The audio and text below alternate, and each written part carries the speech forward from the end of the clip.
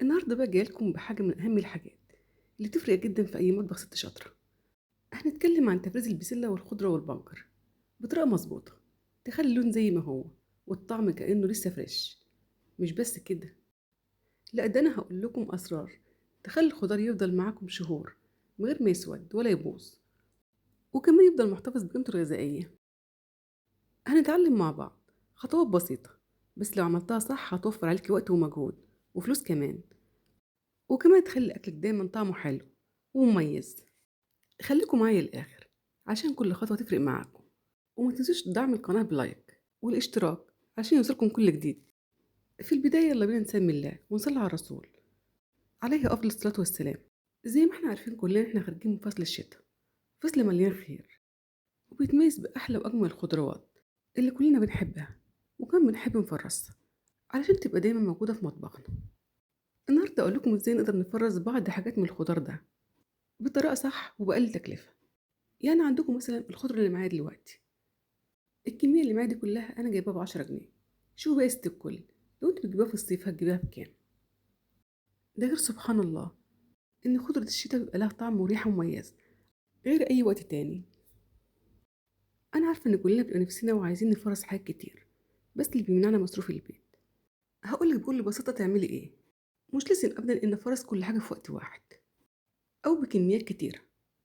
أنا ممكن كل ما أنزل السوق أستبعد مبلغ بسيط من مصروف البيت وأركنه على جنب، وأجيب بيه لو حتى كيلو واحد من نوع الفاكهة أو الخضار الموجود في السوق اللي نفسي يبقى موجود عندي طول السنة، وعايزة أفرز منها كمية زي ما بشوف الناس اللي بتفرز كميات.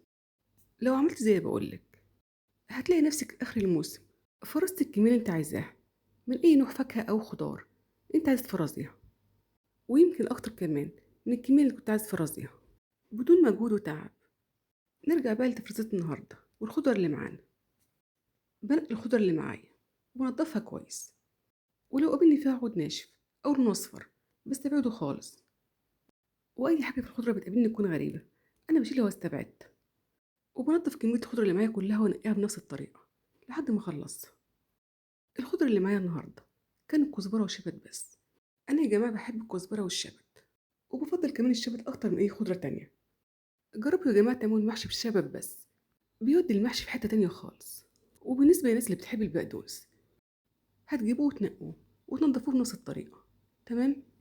وبعد ما نقيت كمية الشبت اللي معايا وخلصتها هنقي الكزبرة وانضفها بنفس الطريقة اللي نقيت بيها الشبت.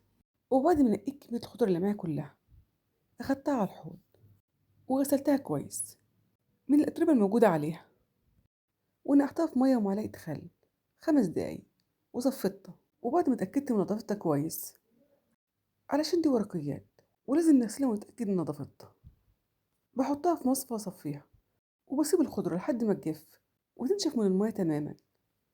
حضرت سبونشة وسكينة وهقطع كمية الخضر اللي معايا، وأقطعها تقطيع ناعم.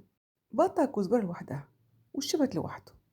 انتوا لو انتوا عايزين تضيفوا النوعين على بعض مفيش أي مشكلة، بس أنا بحب أفرز كل نوع منهم لوحده.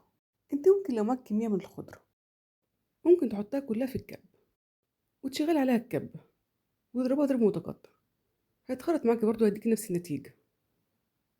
وهقطع كمية الخضرة اللي معايا كلها بنفس الطريقة لحد ما أخلص كمية الخضر اللي معايا.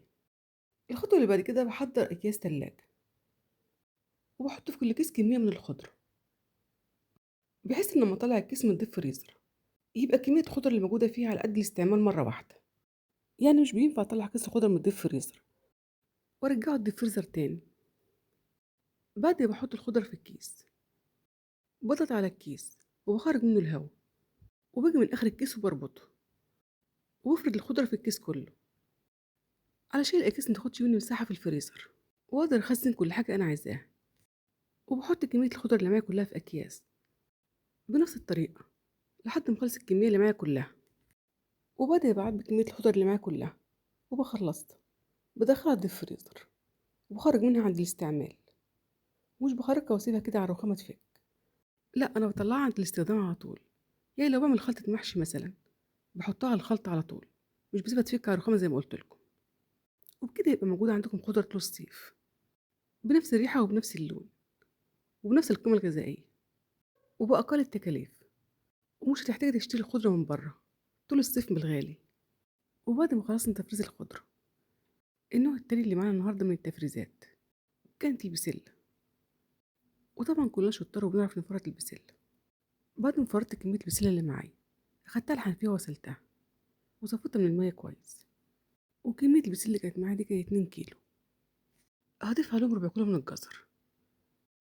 قشرت الجزر وقطعته مكعبات صغيرة، وخليت مكعبات الجزر تقريبًا كده قد حبات البسلة.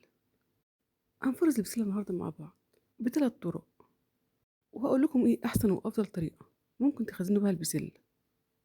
الطريقة الأولى، حضّرت أكياس تلاجة وحطيت فيها شوية من البسلة على قد الطبخة الواحدة، وهاحط كمان في الكيس شوية من الجزر، وهاخرج الهوا من الكيس وآجي من الآخر كده وأربطه، وهافرد البسلة والجزر في الكيس زي ما أنتم شايفين. وديّة كانت أول طريقة في تفريز البسلة، وفي نفس الوقت أسهل طريقة في تفريز البسلة. تمام. الطريقة التانية، باخد كمية من البسلة وباروح على البوتاجاز، باحضّر حلة وباحط فيها مَيّة واسيبها على النار تغلي. وبعد غليان المَيّة باسقط فيها البسلة وبدون أي إضافات على المَيّة. بعد ما أحط البسلة كده باحسب 5 دقايق، باكون محضّرة جنبي مَيّة ساقعة، باطلّع البسلة من المَيّة السخنة وباحطها في المَيّة الساقعة على طول واسيبها تبرد.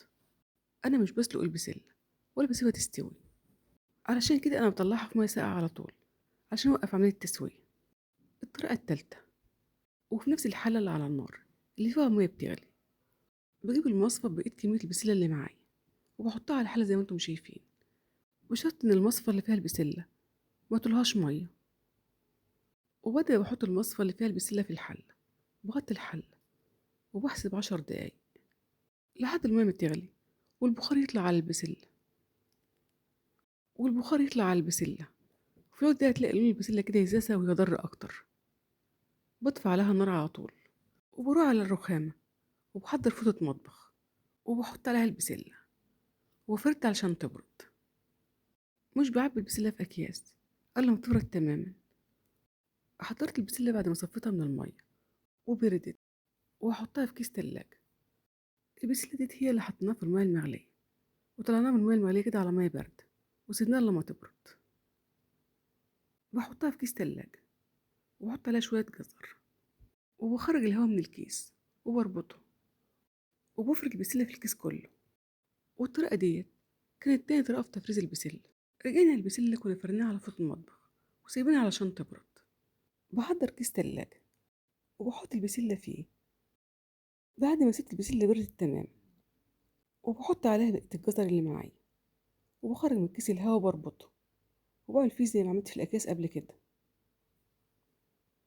بكده إحنا فرزنا البسلة مع بعض ب3 طرق، و3 طرق أحسن من بعض، وفي الآخر بيدوكوا نفس النتيجة. بس أنا عن نفسي معتمدة الطريقة الأولى لأنها أسهل بالنسبة لي وبتنجز معايا، ولو بتخزني كمية بسلة كتيرة مش بتاخد منك وقت خالص. كل الوقت اللي بتاخده هو وقت التفريط بس مش أكتر. ووقت الاستخدام بتطلعي كيس البسلة وتحطيه على طول على الصلصة. يلا بقى الحقي وخزني البسلة قبل ما تخلص. وآخر حاجة معانا في تفريزات النهاردة، البنجر. كلنا عارفين قد إيه البنجر مهم ومفيد وبنحتاجه في حاجات كتير، علشان كده تعالوا نفرزه مع بعض. بتجيبي أي كمية بنجر تكوني عايزة تفرزيها، إن شاء الله يكون حتى لو كيلو واحد. المهم إن يكون عندك في الديب فريزر بتاعك بنجر موجود، وقت ما تحتاجيه كده تلاقيه. بينضاف على العصاير، وممكن تحطوا كمان منه على الصلصة، بيخلي الصلصة لونها جميل. بقشر كمية البنجر اللي معايا وباخدها على الحوض وبغسلها كويس. وفي الوقت ده أنا ممكن أخزن البنجر زي ما هو كده، أو حتى متقطع شرايح أو مكعبات صغيرة، وبفرز البنجر بدون سلق وبدون مجهود.